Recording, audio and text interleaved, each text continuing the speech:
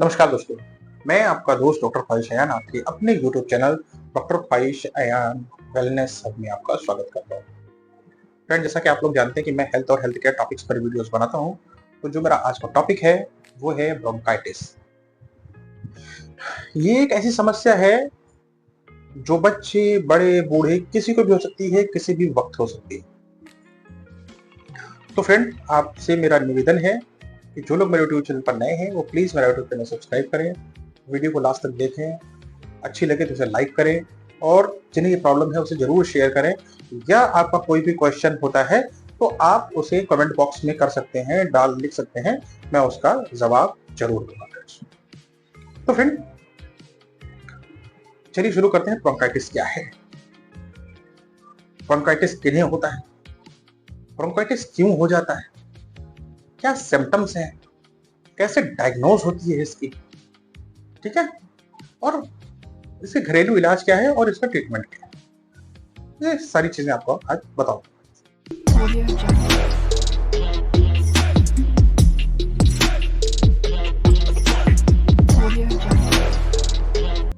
देखिए friend, bronchitis एक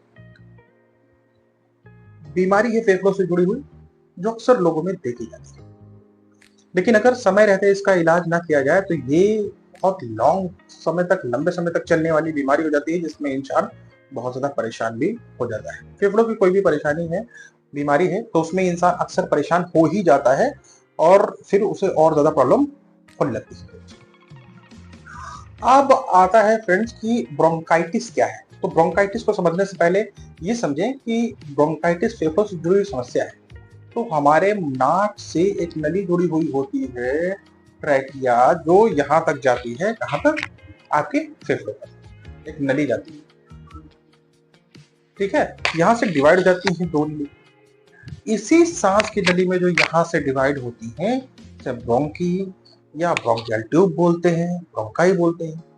इसी ब्रोंकाई में सूजन आ जाना ब्रोंकाइटिस कहलाता है।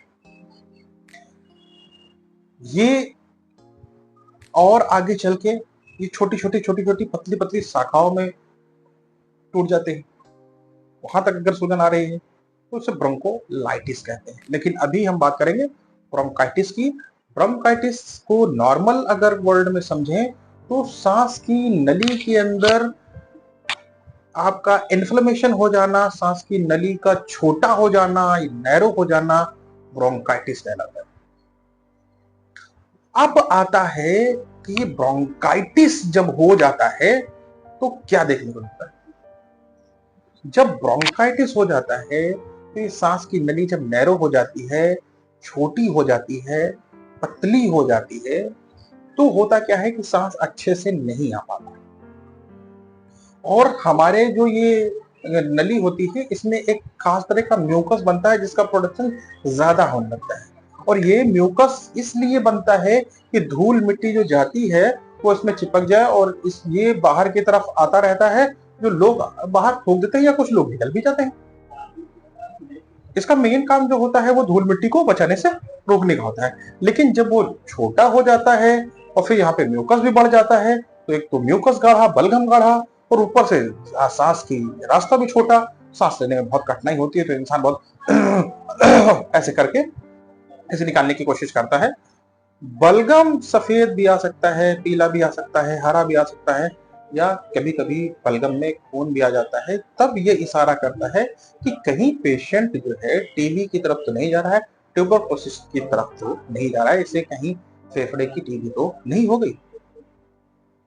तो ब्रोंकाइटिस आप समझ गए कि ब्रोंकाइटिस क्या होता है। अब आता है कि ब्रोंकाइटिस कैसे होता है। देखिए, ब्रोंकाइटिस जो है अक्सर स्मोक करने वाले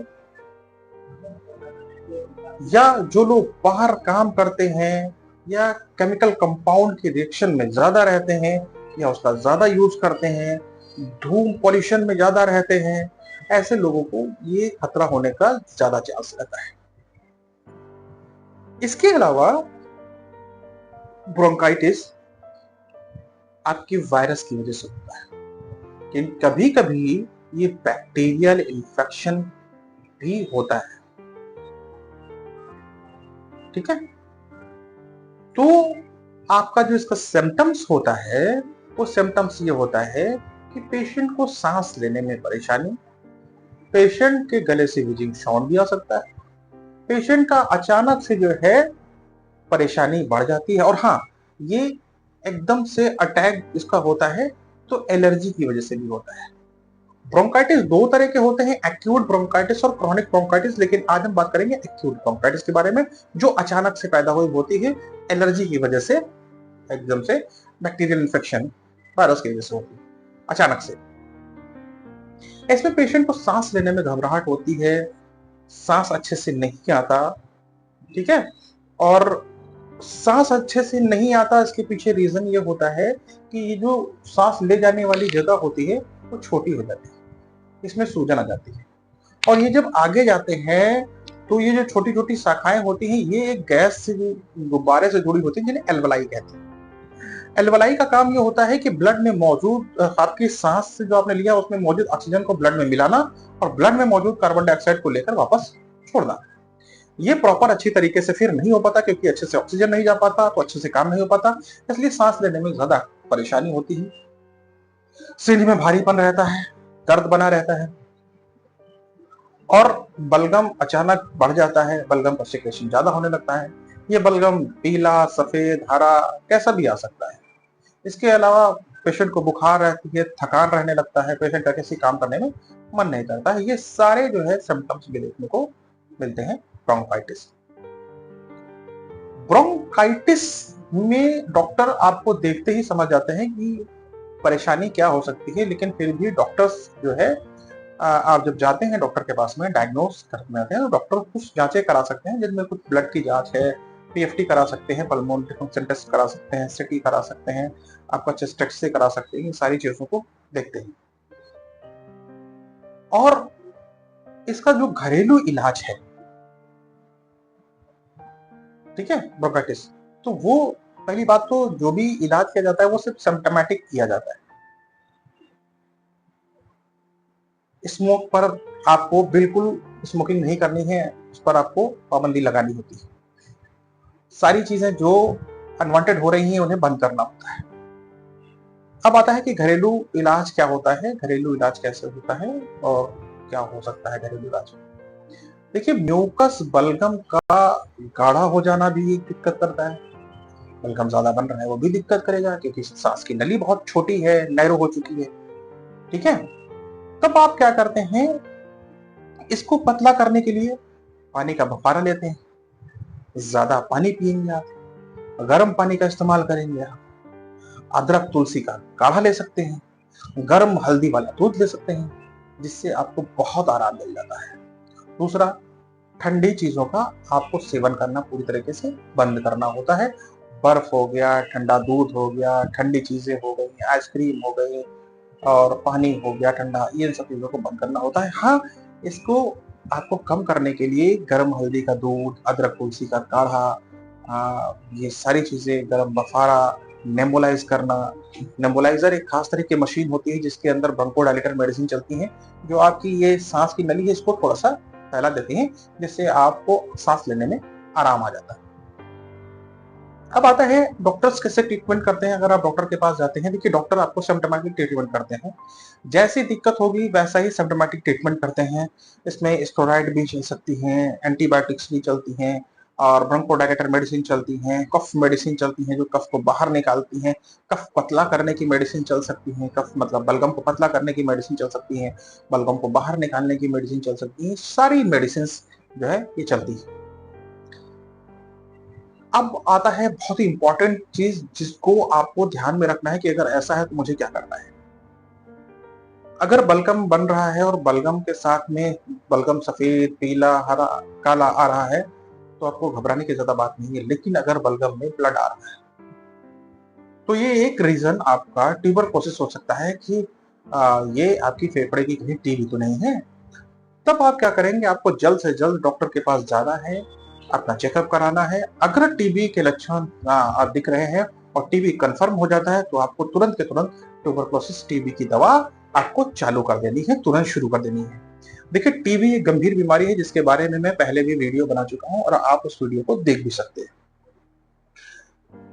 ट्यूबरकुलोसिस बहुत ज्यादा खतरनाक इसलिए भी हो जाती है क्योंकि अगर ये जरा सा भी इसमें आपने देरी कर दी तो फिर ये लाइलाज भी हो सकता है और इसमें मॉर्टेलिटी भी है, डेथ केसेस भी देखे जाते हैं कि हाँ, टीबी में अक्सर लोग, ज्यादातर तो सही हो जाते हैं, लेकिन कुछ लोग ऐसे हैं जो अनलकीज हैं, उनकी डेथ तक भी देखी जाती है फ्रेंड्स। तो अभी ब्रोंकाइटिस पे वापस लौटते हैं। तो ब्रोंकाइटिस के ट्रीटमेंट के लिए डॉक्टर आप सिम्प्टोमेटिक ट्रीटमेंट देते हैं, इनको आराम करने के लिए हर चीज देते हैं, जिसमें steroid, antibiotics, PD, bronchodilator medicine, ये सारी मेडिसिन, कफ पतला करने की मेडिसिन, ये सारी चीजें आपको चलती है। धीरे धीरे धीरे धीरे आपके शरीर में क्या होता है, अच्छा होता है, आपका सेहत अच्छा होता है। इसके साथ में डॉक्टर्स आपके कुछ एक्सरसाइज करवा सकते हैं, लंग्स की एक्सरसाइज करा सकते हैं, जिनमें आपका लंग्स और ज्यादा मजबूत होता है। तो फ्रेंड्स, ये तो रहा ब्रोंकाइटिस के बारे में। ये एक्यूट ब्रोंकाइटिस है। नेक्स्ट वीडियो क्रॉनिक ब्रोंकाइटिस पर जरूर बनाऊंगा।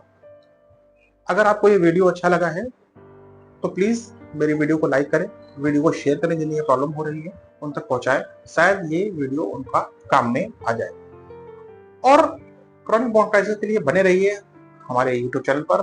इसको जरूर आप जो है हमारे यूट्यूब चैनल को सब्सक्राइब कर दें और घंटी का बटन जो है, बेल आइकॉन है, उसे भी जरूर दबा दें ताकि आप हमारे आगे आने जितने भी नोटिफिकेशन है उनको आप पा सकें।